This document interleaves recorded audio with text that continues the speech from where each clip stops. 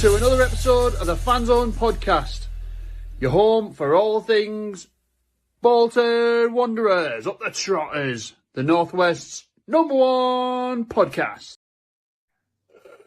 Good evening, good afternoon, good morning, whatever time you are listening to this. Welcome to another episode of the Fanzone podcast. Of course, episode 125, entitled Royal Crumble. Very mindful of the fact there's a little bit of interference. I'm going to try and nip this in the bud early. It might be you, Ange, I'm not sure.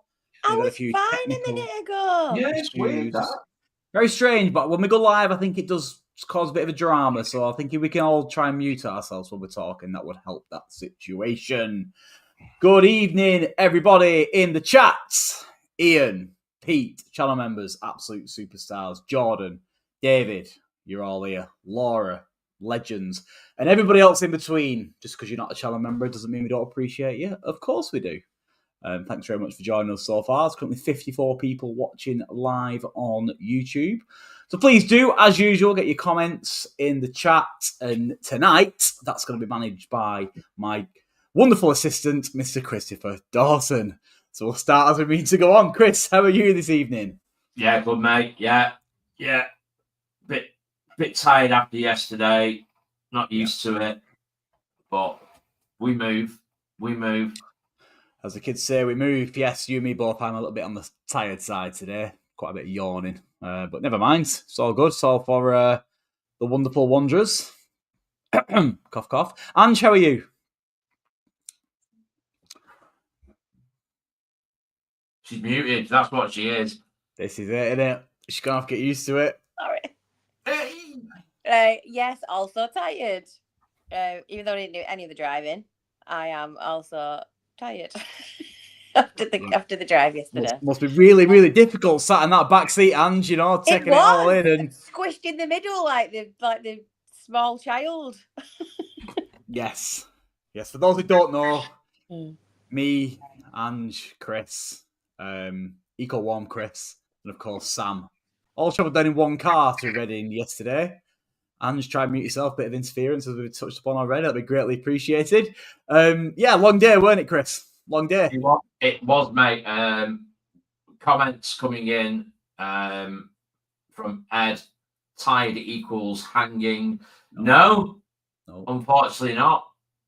Driving shenanigans. So zero beverage. Yeah, so for those who may be wondering, we split the driving, me and Chris, don't we, Chris, generally? Yeah. The rule of thumb beyond Birmingham, we tend to split it up. So, yeah, I did the first leg and Chris did the second. So, no alcoholic beverages because we are all responsible adults. Indeed. Supposedly. So, of course, yesterday Wanderers lost 1-0, unfortunately, to Reading. Let's get into that and get a bit of a post-match reaction, of course, sponsored by our friends at Johnson's Tiling.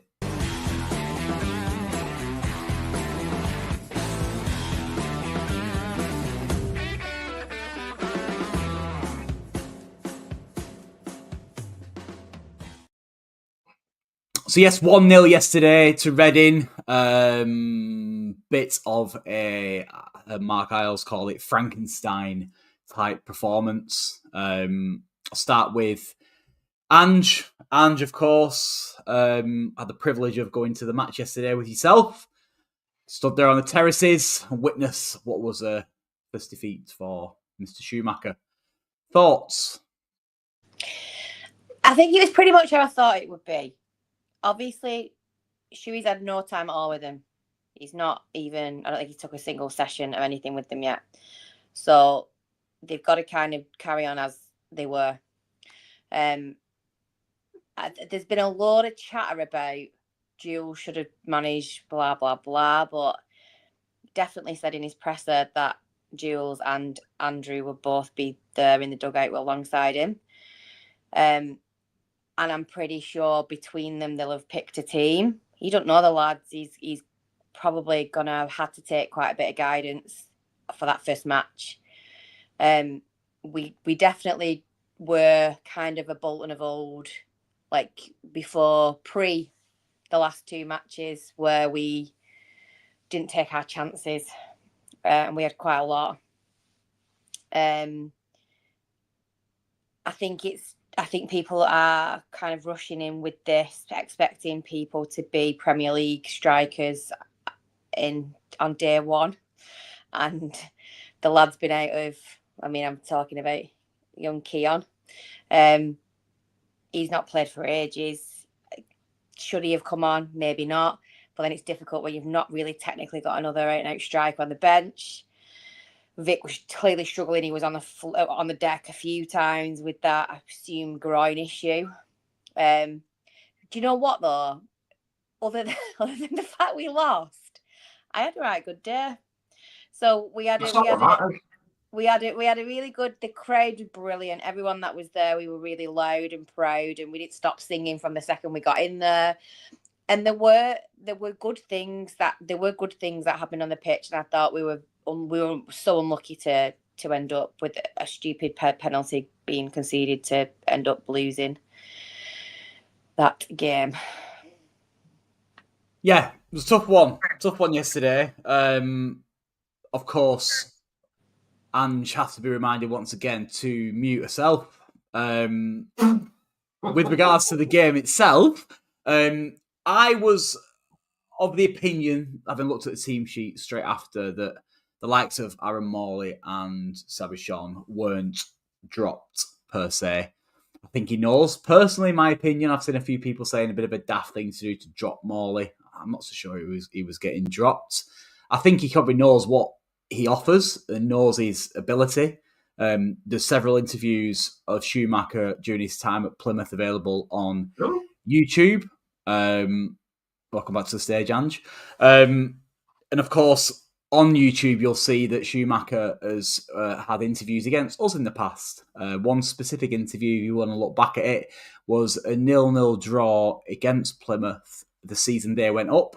When during the interview, he waxes lyrical over Aaron Morley and tells us all how wonderful of a footballer he is. So with that in mind, I can't see Aaron Morley going anywhere, and I'm sure he'd be a pretty solid person in starting 11 going on. Obviously, he wants to kind of see what he's dealing with, like Ange touched upon. No training sessions whatsoever. In my opinion, I think the defeat yesterday may be a bit of a blessing in disguise because he kind of realises the job at hand. But at the same time, it was a reminder to us all, I guess, if ever a fixture or a result or a game was to,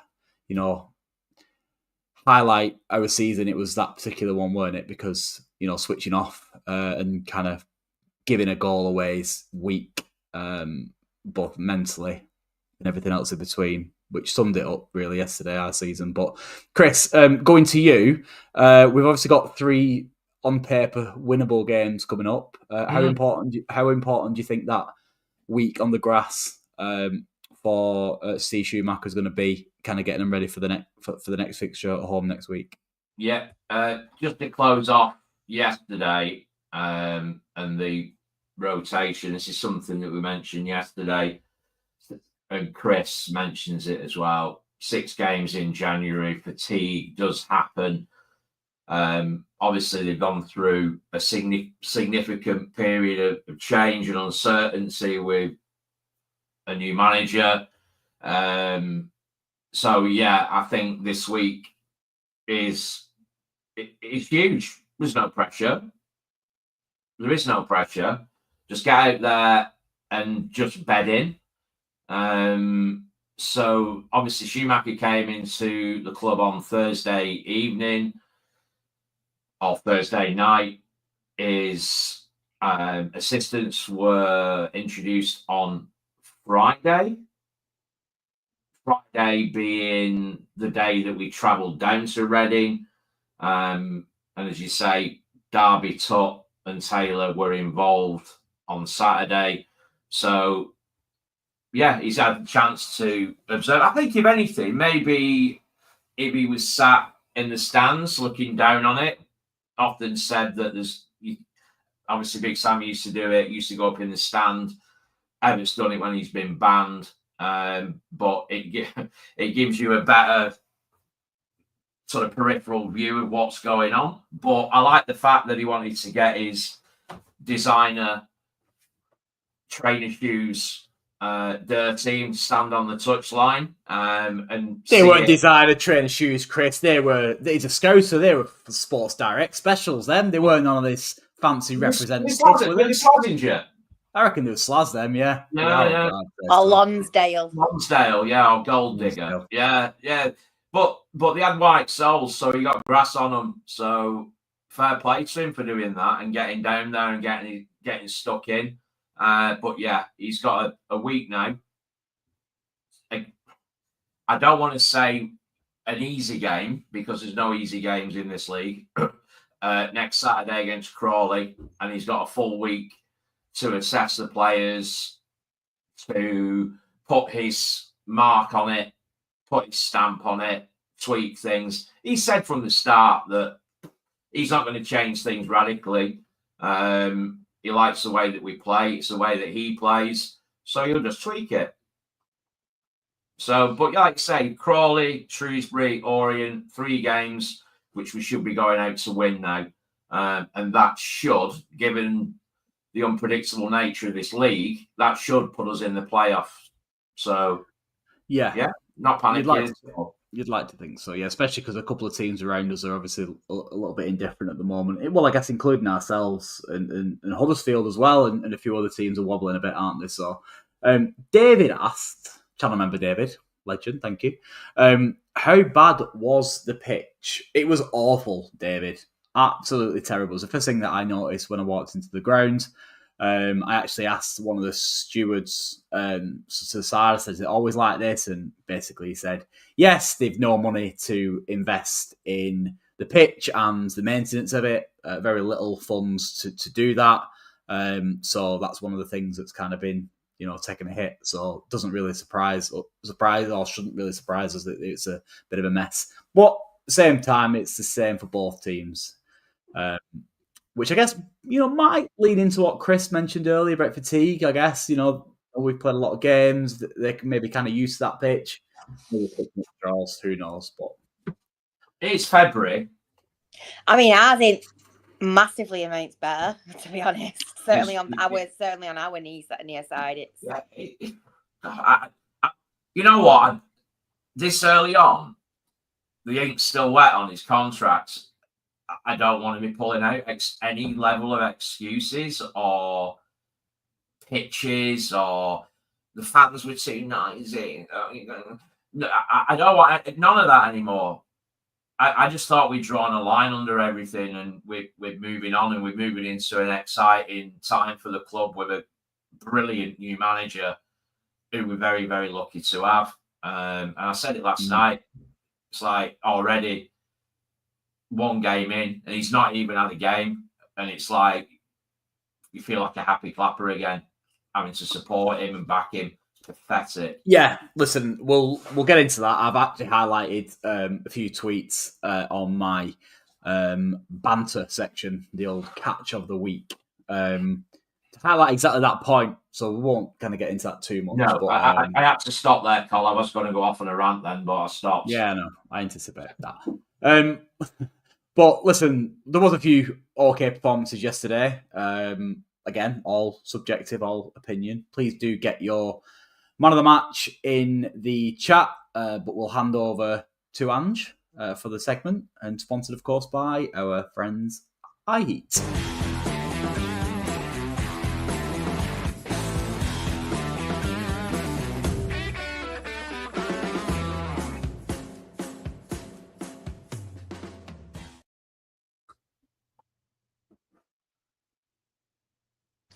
Right, just so you know, I'm not currently getting any mid-rolls. I can't see any. The chat isn't updating for me. So, might be a tricky man. Someone might have to just look at the man. I've got the chat. But the only reason I knew the mid-roll was played is because Chris Dawson dances to it. Oh, that's so weird, yeah. So I kind of stayed with. I might have to log out. I don't know.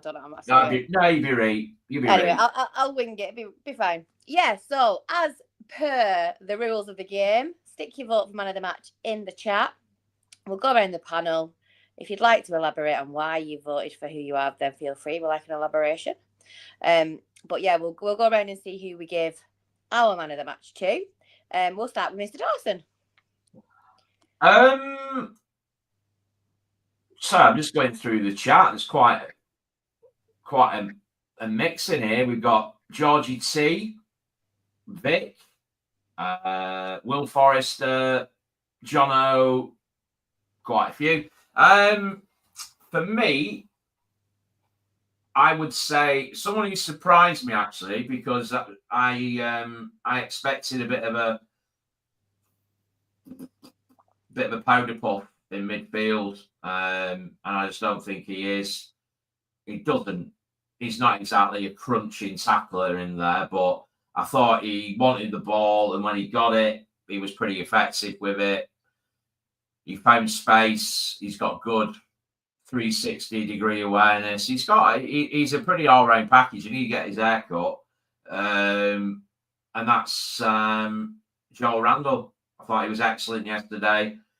A couple of moments where he gave up possession a little bit too easy, but in the main, I thought he was really, really good. So my man of the match is Joel Randall. Good shout. Thank you, Chris. No Colin, problem. who you having?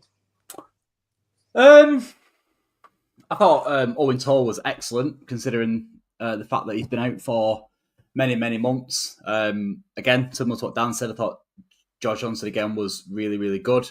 Bit alarming that these are defensive displays that are probably the more noticeable, I guess, in the team. But I'm in agreement with Chris. Listen, Joe Randell is a wonderful, wonderful footballer. I've seen a few people slating him. I think if you're slating him, you're going to be eventually made to eat your words. He's got a lot of talent. You can see that. Finds a lot of space in dangerous areas. There's a bit of a sinking issue, I guess you might say, with the players around him. Maybe not used to his teammates to an extent just yet, but he's one or two steps ahead of a number of them. So yeah, Joe Randell is a cracking little player, and I think he'll going to have offers a lot long term. And we saw snippets of that yesterday, so I'm going to. I don't think Dan agrees with us, Colin. I'm not sure. Dan Sumner, occasional presenter of the podcast. Randall, very rare. Good night.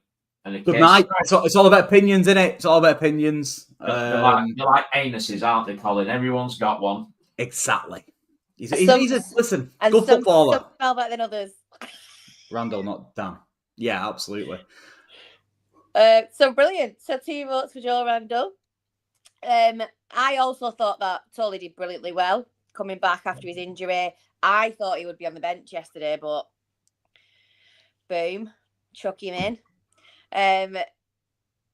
Georgie J again. He's been much better the past since Everett left. He's been a really solid in that defence, and it is a shame that we've lost that clean sheet again because of that.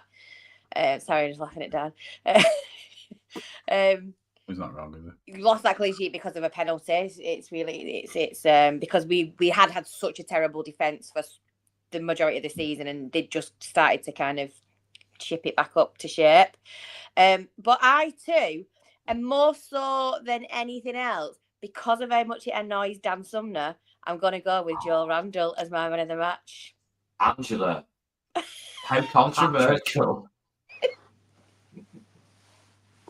Wasn't expecting that. So your Fanzone man of the match for this week is Joel Randall. Yay! And that'll be one of many man of them. Without question, Joel Randall. So, always believe in your soul. You're indestructible. Always believe in Joel Randall. Used to be easy song that. Who? Don't know about that. Who's that? Anyway, Joel Randall. Brilliant.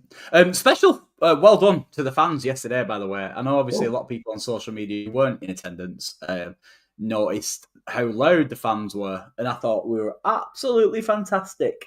Yeah, and you know what? That is even more surprising because yesterday was a right mixed bag of Northerners and Southerners supporting the Whites. and it's a bit of a different dynamic, you might say, when you go to the Southern games, and that's definitely not a bad thing. I'm all for it. I love the fact that we've got such an outreaching fan base, and everybody kind of, supports the team in as best way they can. But a lot of people were involved in getting themselves involved yesterday, and it was really, really, really good. You know what I mean? People who ordinarily might not go to the game and stuff like that. So yeah, to kind of give people a bit of a tap on the back, really. I thought it was excellent yesterday. Yeah. In that context. Agreed. So hats off to each and every one of you, especially the one or two people who do live down south who came up to me, Chris, and Ange before the game and said, we enjoy the podcast and it helps them feel connected to the club. I'm not going to want to. It was ace. It was really good, yeah, and it makes us, all the effort's worth it. I guess when you get comments like that, it's really good. I'm not going to go on the rant about the one club, one town, one community thing or whatever it is. Oh, yeah. I had that yesterday. Yeah, no, we had that yesterday, Carl. Yeah, of course. So, yeah. I reckon we... Sorry, Chris just said I welled up. I did.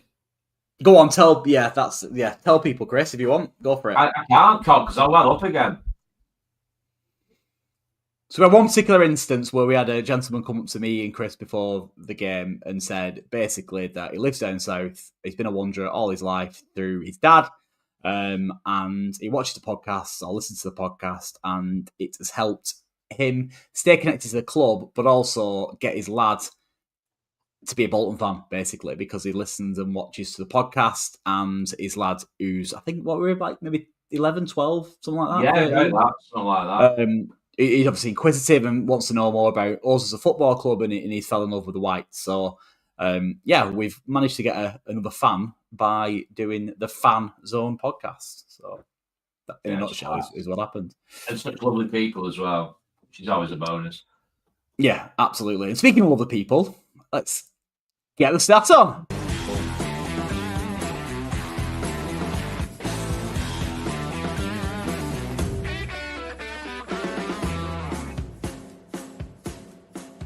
Hello everybody, welcome back to Get Stat On with the Statman. Of course, this segment is sponsored by Jenna Louise Salmon, and if you don't know her by now, then come on, get with it. If you're buying a gaff, give her a bell. And just before we start, I am still in the work clobber, so you'll have to forgive me for that. And I'm going to do a little bit of a self-promo, because I've just made a Substack for explicitly, that's not the right word, but purely just for Bolton Wanderers. And it'll be couple of times a week, a couple of different articles, analysis, all the kind of stuff for literally a couple of quid a month.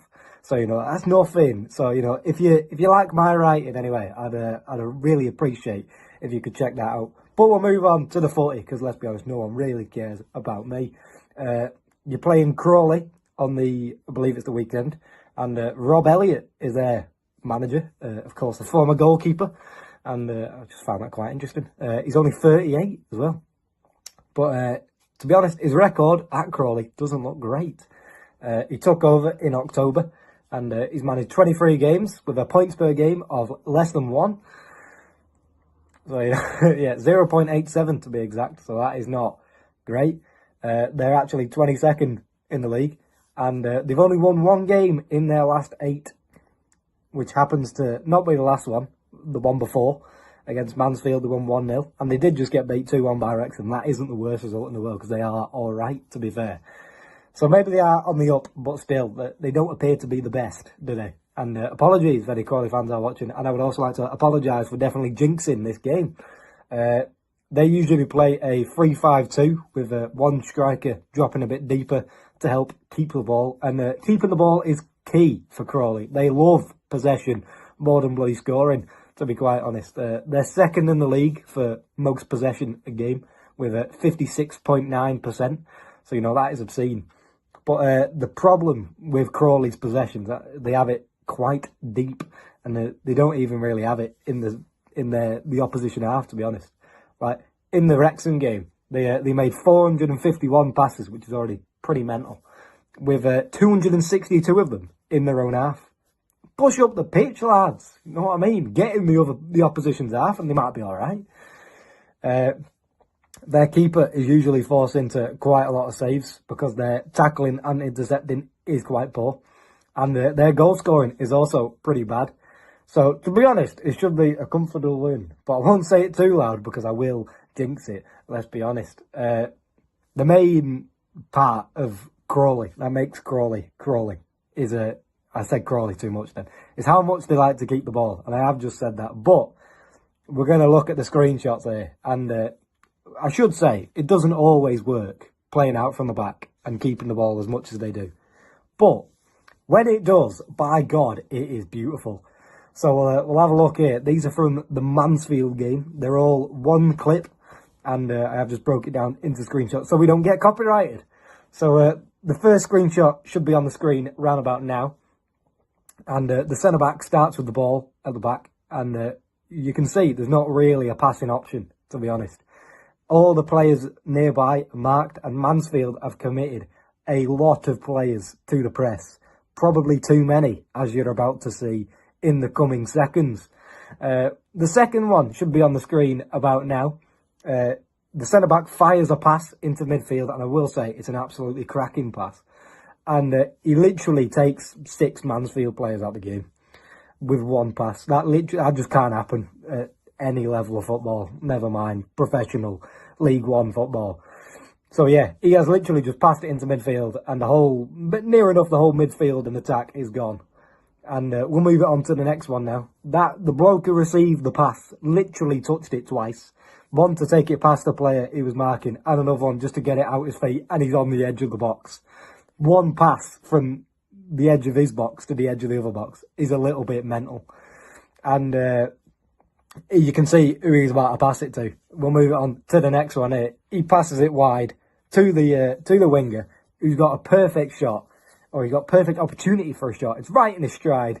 He should score, and he doesn't. But the rebound does go in. And I will say, that is a cracking bit of football. So, they are definitely dangerous when they get it right. And it wasn't that long ago when they got it absolutely spot on. So, my advice to Big Steve would be I wouldn't press too high, to be honest. I'd sit off in a bit of a mid-block, have a completely set structure, because they should not be able to pass through that. And if they do, then it's more the players than the system. Of course, you will have moments where you want to press, and I'd still say do it because they are a little bit dodgy. But I wouldn't go full hell for leather run at them because you will just get played through. Anyway, I'll let you enjoy the rest of the podcast, and I'm sure I'll see you very soon. Goodbye. Thank you very much, calm as ever. Hi, for that. Cole. Yes, my friend. I've been going off since Callum's been on, Go on. Do you want me to show you? You'd like a bell, ring a bell or something. Yeah, we need a bell. Bing, bing, bing, bing, bing, bing. I ain't got one. Whoa! We have a new member. Boom. Beck. Go back. So a theme here when it comes to me Josh hosting, isn't it? Colin. Yeah, we tend to just get new told you, members. sorry for you, Cole. All right, okay. But actually, this comes from what we were saying earlier about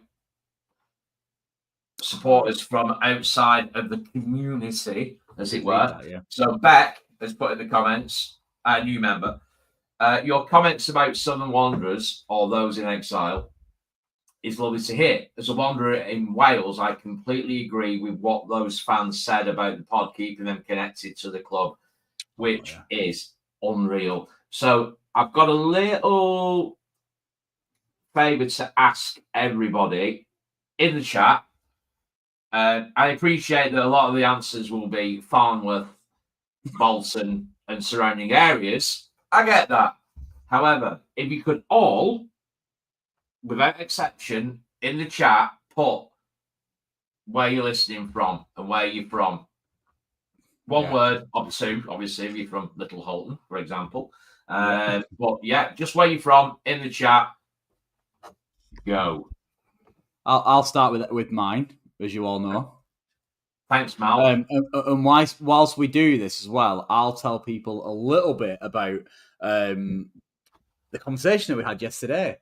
So yesterday, I mentioned is it the phrase or the title, one club, one town, one community. Is that right? Yeah. That's about right. That, yeah. Which is something that prior to me moving to Southport 3 years ago, I didn't ever think about.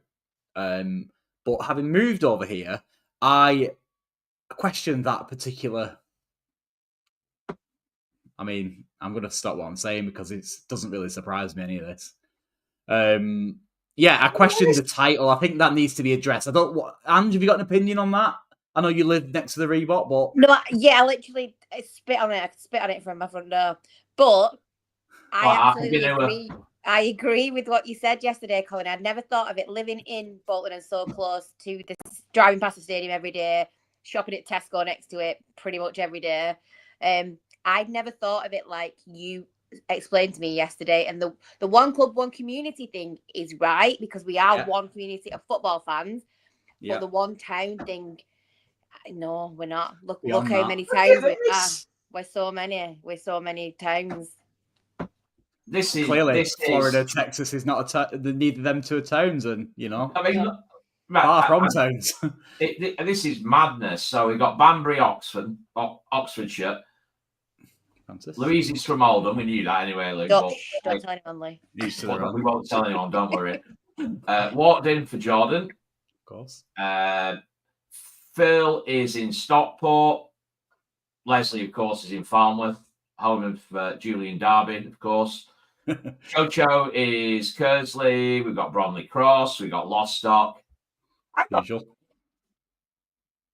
Is it classed as Lostock where you live, Mark? Yes, same street as me. Is that Lostock? Did tell you anything? Did tell you anything? Carry on. Lostock council tax, thank you. Oh, here we go. Keep going, Chris. Cole's in Southport. Alex, as we've already seen, is in Austin, Texas. Ian's in Bootle. Not far from me, ish. Hang on. Have you put it twice? No, Craig's in Florida. Karen's also in Oldham. So, Lou, you've got a neighbour. Kasia. Yeah, Black Rod, whatever. Only joking. Halifax, Ormskirk, Becky, we've spoken about, Cardiff, Mr. Wood and Grimes, sir, Costa del Breakmate, lives down road from my daughter, funnily enough. Never knew that sort of the week. Pete's in Shropshire, Radix is in North Wales. Yes, and we know you're in Blackrod. Simon's in Bolton, Stalybridge, Tim, Leyland, South Lincolnshire, Lorraine. Mooch. Oh, hang on a minute. You ready? Joshua, Bournemouth. Mooch. From Bolton.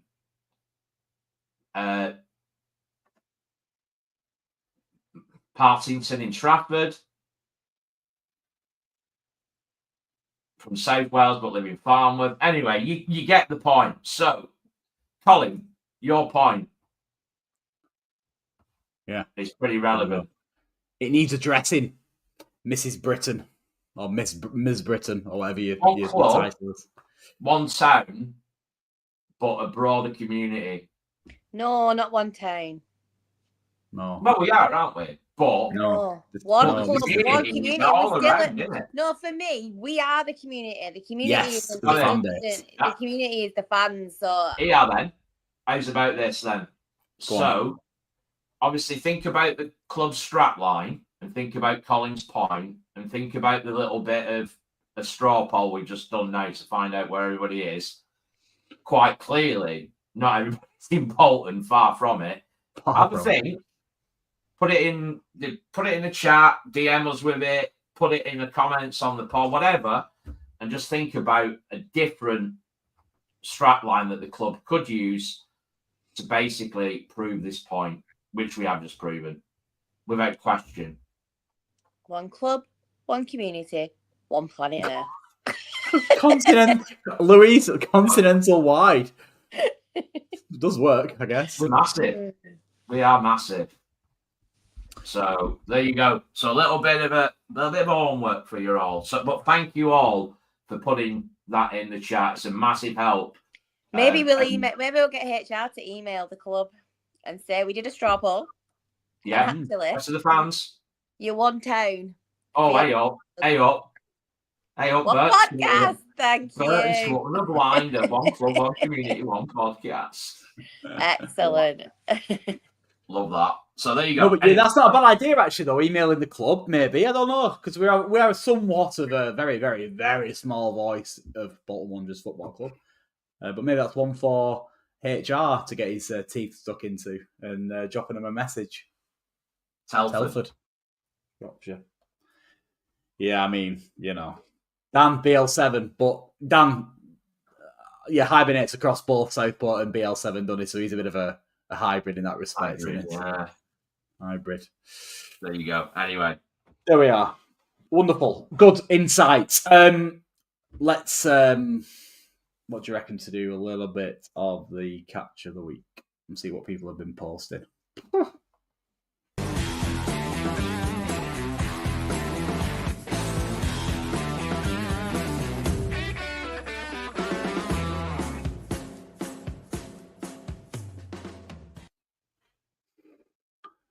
Got to admit, there's a few delays, and I'm not quite sure why.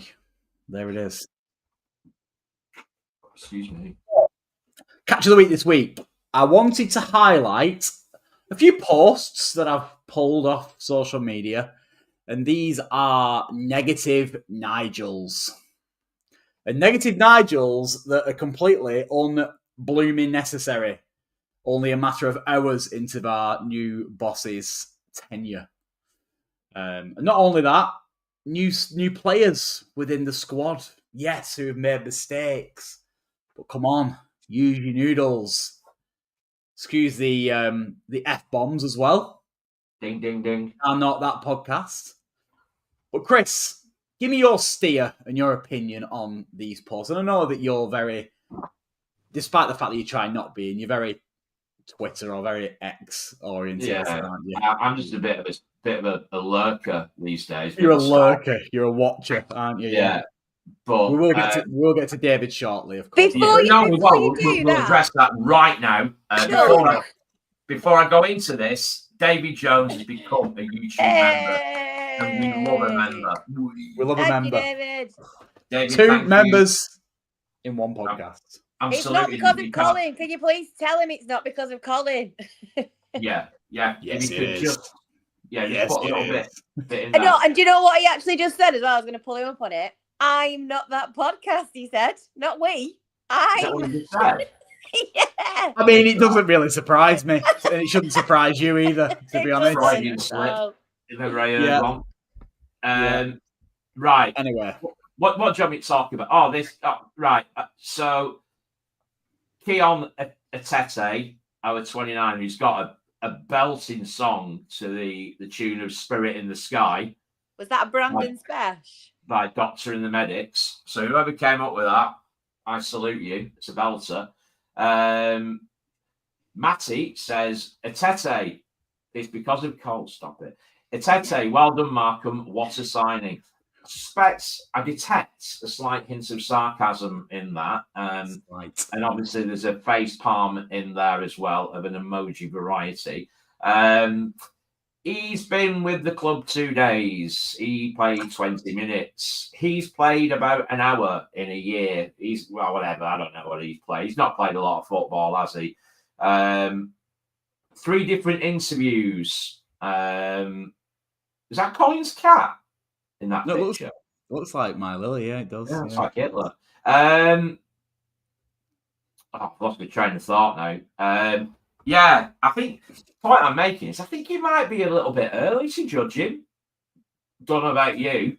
I've watched a lot of football in my life, and I think it's rare that I've been right about a player in the first 20 minutes. I'll tell you what, I'll give you a random example. And no, I'm not comparing Keon Atete to JJ Okocha before you clip it and do all that. Right. So I wrote this game as well.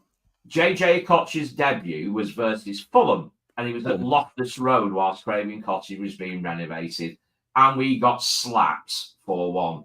And he got hooked at half time, if I'm not mistaken. He absolutely stank the place out. He was appalling. He did all right. It's an extreme example, but it's an example nonetheless. So I think we're going a little bit too far. He's a League One, well, he's a Championship footballer playing in a League One team. Is Tete the prime Drogba, by the way? Again, I think that this was part of the Everett witch hunt. If you read the interview, it was taken out of context. So, yeah. You know what's really interesting on the Tete front? Sorry, Chris, I don't know why she elaborate on that. If he was, I'm probably clutching at straws a little bit, but just have a little think about this. About 10 minutes approximately before he handballed that and gave away a penalty, he had a cross that came in from the left that he basically skimmed off his head, and he didn't really do much with it. But the reason for that is because he's not sharp. He hadn't sorted his feet out. His movement weren't right. He weren't anticipating the cross properly. He's rusty. If he wasn't, then he might have got his bonce on that. He might have won 1-0. And these are fine margins, aren't they, when it comes to professional footballers, especially ones that haven't played a lot of football. Give the lad time. Speaking of time, old man Winter, who I find his post very amusing on Twitter, has said, well, Schumacher has done very little to convince me. Wow. Terrible team choice, no urgency or desire, and still kept 5 defenders on the pitch. All the momentum from the last 2 games completely obliterated. Seems to have the opposite effect of the new manager bounce. Well, I don't know what to say about that. Ange, any opinions? I mean, what can you really say about that? We've already discussed it, that he's not had any time whatsoever with the boys. Like, and I'm convinced some people possibly don't listen to stuff that comes out from the club about what's happened before the games, and he can't do, because if you think that's all he's doing, then I don't know, where have you been? Mind blowing, absolutely mind blowing. Listen, I'm no room to talk. I tweet a lot of crap. Can't deny that, and I often tweet a lot of crap for a little bit of attention and just to see what happens. I'm happy to admit that, and I'm also very convinced that a lot of people do exactly the same thing, because that can only be the reason why you would tweet so much drivel. Ange, mute yourself. Chris, let's have a little chat. Listen, the reason why I brought these posts up, it's not, listen, everyone's entitled to their own opinion. We're lucky enough to have a platform to say what the hell we want. I appreciate all that. Yeah. I just think just chill out a little bit with it. It's not necessary. Come on. You know what I mean? Have a think about it. Just don't. I watched that Boyzone documentary today.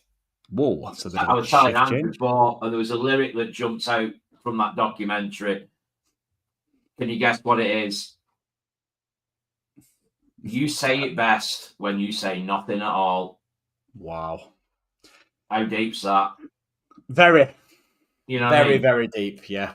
Just don't type it. Just don't say it. It's just bang it in a group chat or something, and someone will tell you to just shut up and give it a minute. But go out in your backyard and shout it if you get it off your chest. And it's always the people who hide behind faceless accounts, isn't it? They don't put the face on the stupid posts. I do. I'm happy to do it because I'm a bit of a clown. I'm using my own and all that. Exactly. Right, positive note. Let's have a little look at that. Let's have a little look at that song that's been created by, what is it? Rhythm of the Reebok. At Reebok Rhythm. Catchy, mate. Yeah. Catchy. Chris, give us a rendition if you don't mind, because I do like your voice. Who, Ange? No, you. Me? No, I'm not singing again. Ange? On you. Come on. Step up. I'll pass. Well, the lyrics are there anyway. It was Mark Beaver's song, wasn't it? Forrester's magic. He wears a magic hat. If you throw a brick at him, he'll head not that podcast, that's him, back. He'll head back, yeah. When he saw the Reebok, he said he fancied that. Now he plays for Shuey. And he McLean's a... I like it. I like the song. I don't know about you guys. Yeah. I mean, it's a. I mean, some people don't like the regurgitating of previous chants, but It works, though. I think our players should have have their own chants, and it's hard work coming up with them. It is. It's not bad. Yeah. I don't the McLean thing there, but other than that, Yeah, let that one go. Who's asked about him? Yeah. He's a melon, isn't he? Yeah.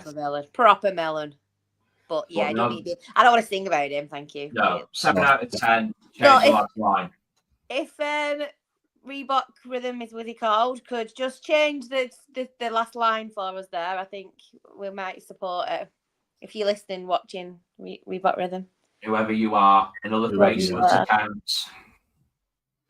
Another face looks account. Yeah, blame Elon Musk. Yeah. Shall we? Maybe. Yeah. Let's not get political. Let's get into the fan focus.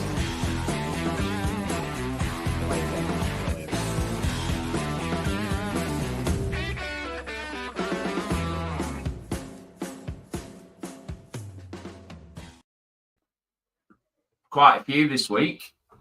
Some of them are quite short and punchy. I like that. To the point. BWFC 2019. Do you think he was wrong dropping Morley to the bench? He being Stephen Schumacher, maybe. Was he in charge? Who knows? I think, Colin, you mentioned this earlier. Yeah, you did. Colin, so I'll let you pick up on this. Do you think whoever was managing yesterday, which we don't know, was wrong dropping Morley to the bench? I'm just going to reiterate what I said before. I don't think he was dropped. I just think he was just taken out the equation for the sake of the game. I'm going to presume that Mr. Schumacher thought we would have enough to get at least a point out of that game, regardless of whether or not he played Morley or not. I think he knows what he offers. As I said, I'd encourage you all to go back and have a little listen to the words that he said about him in the past. He'll be a mainstay in our team, absolutely no doubt about it, unless Wickham come back with a £1 trillion offer, which I can't see happening. I just think that he wants to kind of see what else he's dealing with, basically. So I'm not sure whether he was dropped, in my opinion. And same goes to Sean as well. I think he's arguably, I mean, it's not really much of a thing to wax lyrical about, but he's likely, or probably will be our player of the season, I think, so far. Would you agree, Sean? So, why not play maybe. Why not play the Newcastle lad at fullback and kind of see how he gets on? I mean, he struggles. He had a bit of a rough time, didn't he? Like he was targeted. Noticed it, and Chris will reiterate this. I noticed it after about 2 minutes, I think. Yeah. They're going for him here. To be fair, it was a different game to when he come on against Northampton, because obviously everyone was really positive about what he did, and it was a bit of a baptism of fire because he did target him, as you say. But I think he responded pretty well, all in all, which is a good sign. I'll let you pick this one up, Ange, and this is from Lou. Lou said, "Did Collins let the hype get to his head a little yesterday?" I don't know what happened with him at all yesterday, to be honest. He certainly missed opportunities that previously he would have put away. It was in positions that it was nailed on he'd score a goal. And maybe Diallo have a little bit of stage fright with Shuey in the dugout. Sure. I don't know. You don't know. It's the first game in front of him. I don't know if he was there or not Tuesday. I don't know. I don't think there was any pictures of him if he was watching from like the bloody rafters or something. I don't know. But on the floodlight. Yeah, on the floodlight. Just hooked onto a floodlight or something like that. But I'm more, and I know Dan's put something about, what did you say, Dan, about not risking did we find it for an important game? Why would you take our better players out of an important game? Oh, right, yeah. They're all important, aren't they? Why? How is one more important than the other? And for me, this was almost like a bit of a free hit game in that. What were we expecting? The new manager isn't in place yet. Like, let him get the mistakes out of the way, and then he knows what he's dealing. He knows that he's dealing with League One players, and they're going to make mistakes, and there's elements of the game that need to be worked on. So like Colin said, it could have been a blessing in disguise, that game yesterday, because it was very Bolton. It was very Ian Evatt Bolton, and he absolutely needs to scrap get a load of that shite. He knows what he needs to quash, doesn't he? That's the thing. I think after seeing that yesterday. So maybe Aaron did get swept along a little bit with the hype of the new manager, but it could have been a bit of nerves there. Well, Brad's saying, listen, Brad, I'm absolutely in agreement with that comment. What he's saying, game week 28 isn't a free hit. I'm not. I don't dispute that, but let's be fair here, right? We are not getting in the top two. If you think we're getting in the top two, you dread seeing two. That rhymes. So the chances are our target is going to be the playoffs. We are by default in the playoffs, kind of, but not, if you will, in terms of the points that we're on. But we're on joint sixth. So it kind of is in a way, because you're going to be in and amongst that conversation for getting the playoffs. And we're not going to drop too drastically not to be able to reach them. So despite the fact I agree with what you're saying, it's not, but it kind of is like... I didn't expect to get 3 points from Huddersfield. So for me, I've made my peace with the fact that we dropped 3 points yesterday. Since we lost our manager... One from each for me would have been results. So yeah. Sorry if the free hate probably was the wrong phrasing. I think the better way to put it, Ange, is in the 3 games since we've lost our manager, we've got an average of 2 points per game. Which is a great average point total. Of course it is. Just quickly, before you move on, Chris, going back to the Aaron Collins miss, and I know we're edging close to that 1 hour deadline that Ben sets. But do you think the fact that he missed that, I would say, equally as easy of an opportunity for him in the first half, maybe played or had an effect on him going into that? I think one he was trying equally as easy. I think Ange is absolutely bang on. I think he was trying too hard.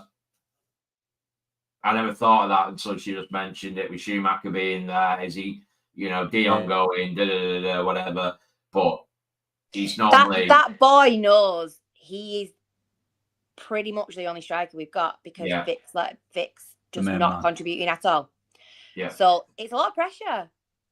It's a lot of pressure on him, and I genuinely I rate the lad. I think he's a great player. I think he's potentially one of our best players. Oh, 100%. And I just hope Shuey can kind of settle him down a little bit. And I think he looks so much more relaxed the last 2 games, and then he's just. I think something definitely has kind of unsettled him a little bit.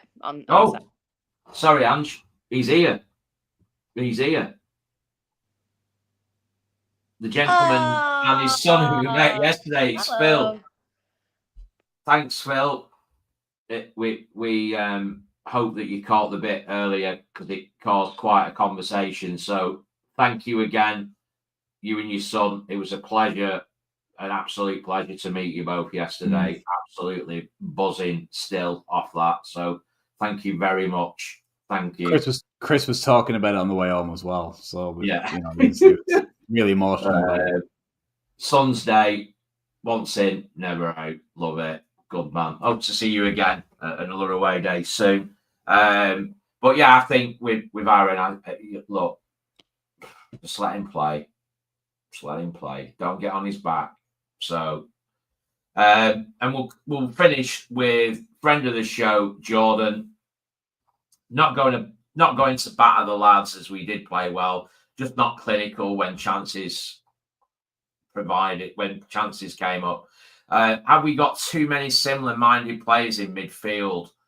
And if you could move someone on, who would it be? Also, we need to be more physical at times, as sometimes we get bypassed in the centre of the park too easy. Yes. Yes. And yes, Jordan is the answer to that question. We do need to be more physical. Yes, we do get bypassed too much. And yes, we do have too many similar-minded players. And I think somebody has just picked up on where I'm going with this. Liam, with the picture of Colin's cat. Yeah, same. Randall or Sheehan to play, No. not both Yeah. together. Brad, cash in on Sheehan and get a hard fella in the middle. We are so lightweight in the middle of the park. Yeah. Alex, Sheehan for a mil. Leslie, Sheehan for me. He's just not with it at all this season. Oh, I don't know about that. It's overwhelming, and it's. I mean, it's yeah. It's not me. Maddox, David, Sheehan sold. Luke Connell back home. Dan, Sheehan, Louise, Sheehan brings dollar. Dan Sumner, yeah, all right, whatever. Anyway, I think that is pretty unanimous. Look, before I let Andrew and Cole talk about this, I will say myself, Josh Sheehan is a phenomenal servant to this football club. He's come through a career-defining injury. He is a brilliant footballer and a lovely, lovely man. However, Colin. Excellently teed up that, Chris. I asked you the question, didn't I, when we were walking out of the ground yesterday? You know, would you accept money for Sheehan and use that money to bring in a proper spoiler in midfield? Someone that I have been crying out for the best part of probably coming up to 2 years now. We all have, Paul. You keep saying that. We all have. We've all said about this. What, Carl Henry, Abdoulaye Faye type player, some absolute bruiser and enforcer. The only tricky bit is with it is we are in League One. We do play a certain brand of football. The likelihood is that brand of football is going to continue under Schumacher, certainly in the short term. If you're going to be bringing in a dominant, athletic, 6'2+ defensive midfielder who can use the ball as we expect, but still do the dirty work that we also expect, it's going to cost a fair few quid, and they don't necessarily end up at this level. I think we're, and me more than anybody, are very, very guilty of forgetting that we are in League One. And how can we attract somebody of that ilk to play for us? I think we'll find that very difficult, especially in such a short period of time with the window closing tomorrow. It's something that's going to have to get addressed in the summer, I'm afraid. Yeah. I can't see that level of movement happening, and money being invested in such a short period of time. But that's my opinion on the matter. Yeah, fair point. Angela? Do you know what it feels like to me? So Sheehan is he's an international. Of everyone we've got, he's probably potentially got a biggest price tag. It feels to me like Everett was looking to replace him with Randall. Yeah. What is it called? What's it called? Succession planning. So they're very similar. Yeah. I agree with Liam. You can't have them on the pitch at the same time. They're very similar. Confusing. They're really confusing. They look the same. I were yesterday. I was like,